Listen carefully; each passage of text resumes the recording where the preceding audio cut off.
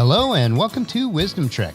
This is Guthrie Chamberlain, and I'm your guide to wisdom and creating a living legacy.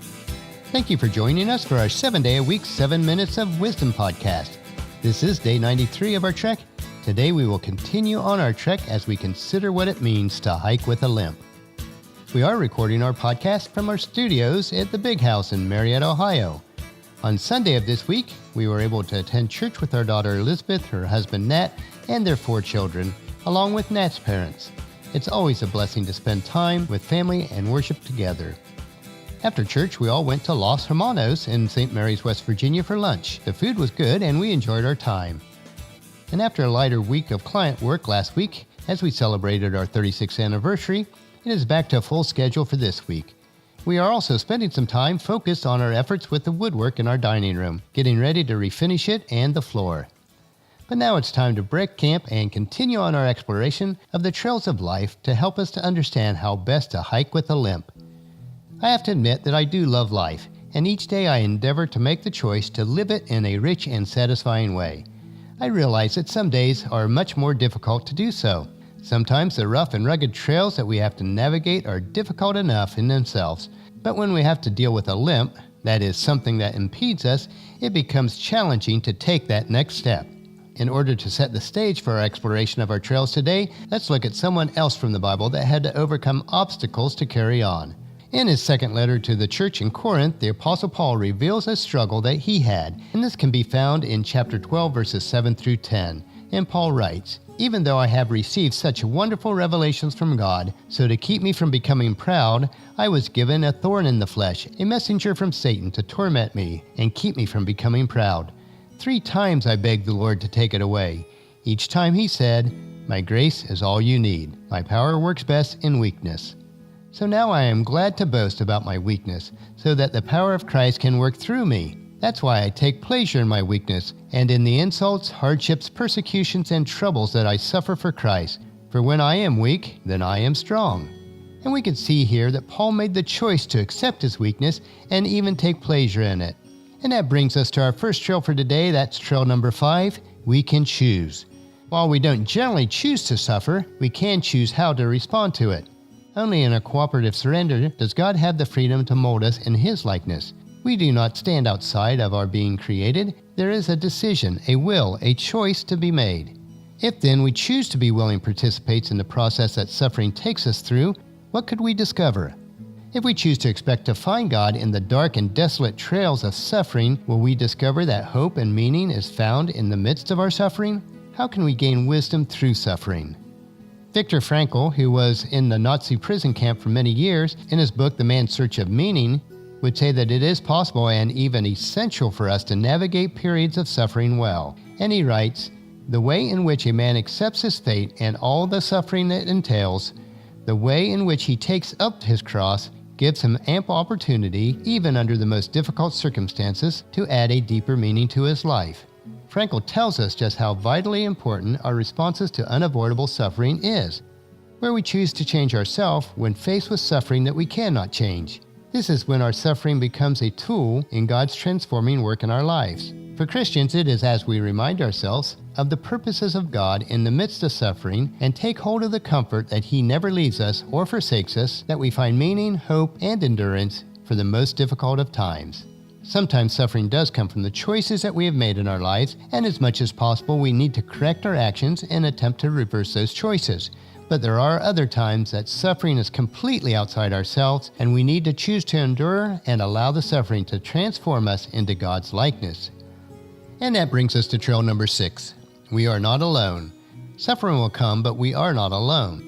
Once we come to the place of knowing that God is with us regardless of how we feel or what we're going through, we can also acknowledge our need for others.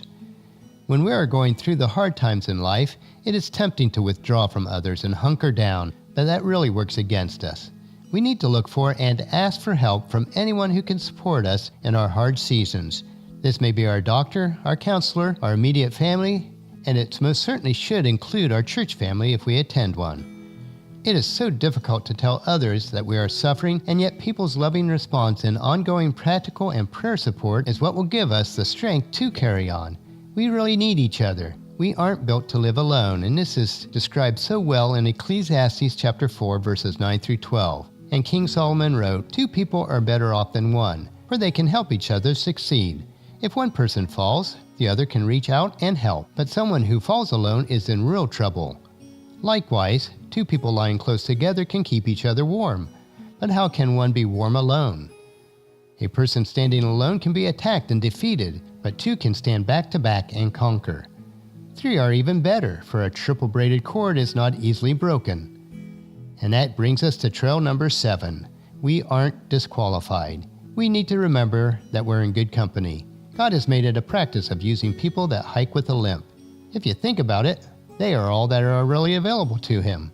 No matter what our struggles are, none of us are disqualified from loving Him and serving Him and His people with whatever we can bring to Him. Let's not be afraid of hiking with a limp. It is a reminder of our encounters with God and the realities of life. Let's choose to embrace the transformative process that God uses in our hard times and grow deeper into being His people marked with humility and faith. As one of Jesus' very closest friends, Peter wrote in his first letter, chapter 1, verses 6 and 7, "So be truly glad. There is a wonderful joy ahead, even though you must endure many trials for a little while. These trials will show that your faith is genuine. It is being tested as fire tests and purifies gold, though your faith is far more precious than mere gold. So when your faith remains strong through the many trials, it will bring you much praise and glory and honor on the day when Jesus Christ is revealed to the whole world." And we have completed our 7 trails of hiking with a limp, which were perspective, planning, building, seasons, choice, togetherness, and qualification. This gives us what we need to know to carry on each day, even through struggles. So come along with us on our hike tomorrow for another day of Wisdom Trek, Creating a Legacy. Tomorrow, we will explore the habit of habits. Well, that will finish our podcast for today. If you've missed any of the previous podcasts, please check out Wisdom Trek on iTunes, Stitcher, SoundCloud, Spreaker, YouTube, or at wisdom-trek.com.